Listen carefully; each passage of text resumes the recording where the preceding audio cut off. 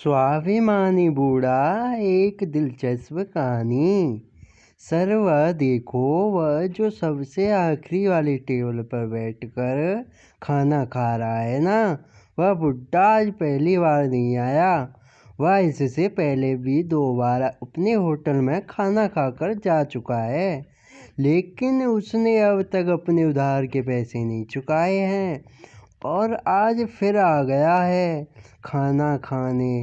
Hotel के एक waiter ने अपने मालिक हीराचंद के कानों में धीरे से यह बात बताई।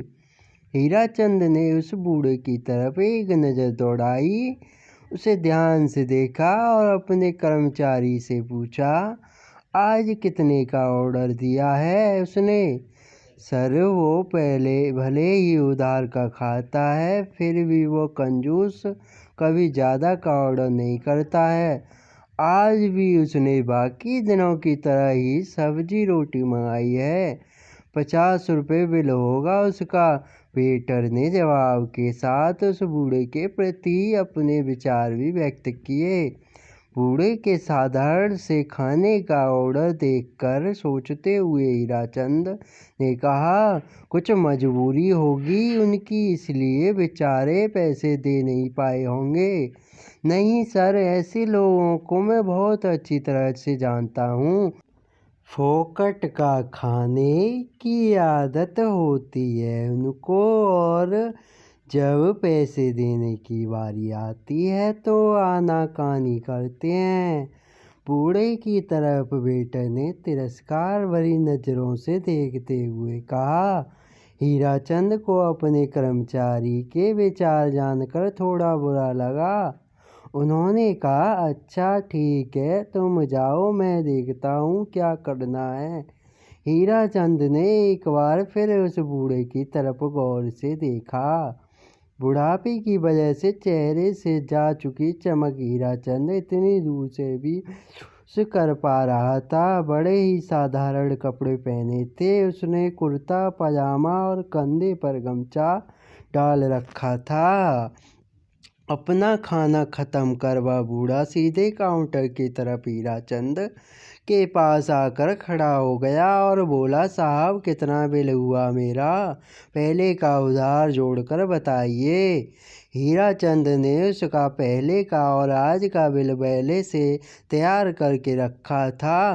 बिल उसके हाथों में देते हुए हीराचंद बोला, 150 रुपये। बिना किसी सवाल के उसने अपने कुर्ते के जेब से 200 की नोट निकाली और हीराचंद के सामने काउंटर पर रख दी।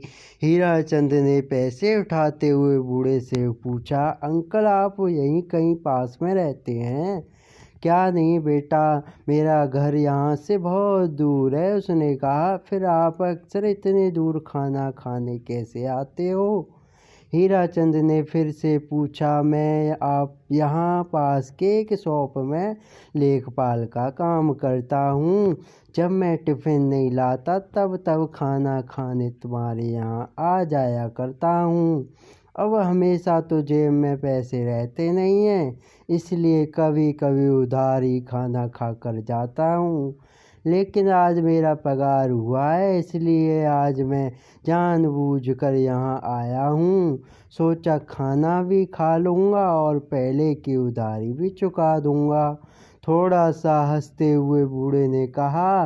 बूढ़े की उम्र देखकर हीराचंद अपने आप को एक और सवाल पूछने से रोक नहीं पाया, आपका परिवार नहीं है क्या? बूढ़ा बोला, है ना, बेटा बहू पोता पोती सब है और कई सारे रिश्तेदार भी, लेकिन जब तक मेरे हाथ पांव सलामत हैं मुझे यह पसंद नहीं कि मैं बिना कुछ किए रोटी खाऊं।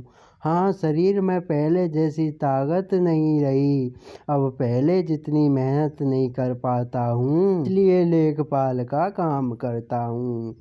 बूढ़े आदमी की ईमानदारी और इतना कठिन परिश्रम देखकर एक बार तो हीराचंद के मन में ख्याल आया कि उससे खाने के पैसे ना लिए जाएं, लेकिन उसके साथ हुई इस 2 मिनट की बातचीत में हीराचंद यह तो जान गया था कि वह बुजुर्ग कितना स्वाभिमानी है उसके स्वाभिमान को ठेस ना पहुँचे।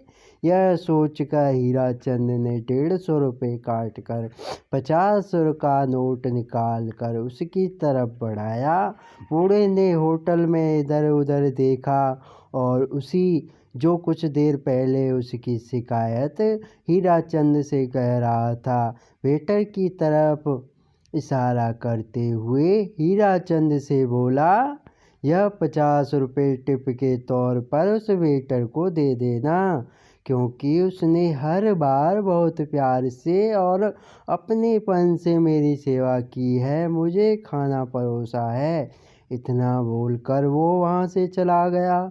50 रुपये हाथों में लिए हीराचंद अपने कर्मचारी के उस बूढ़े के प्रति दृष्टिकोण और उस बूढ़े आदमी के उस कर्मचारी द्वारा दिए गए खाने के प्रति और प्यार और आदर देखकर अचंभित हो गया। उसके पास बोलने के लिए कुछ भी नहीं था।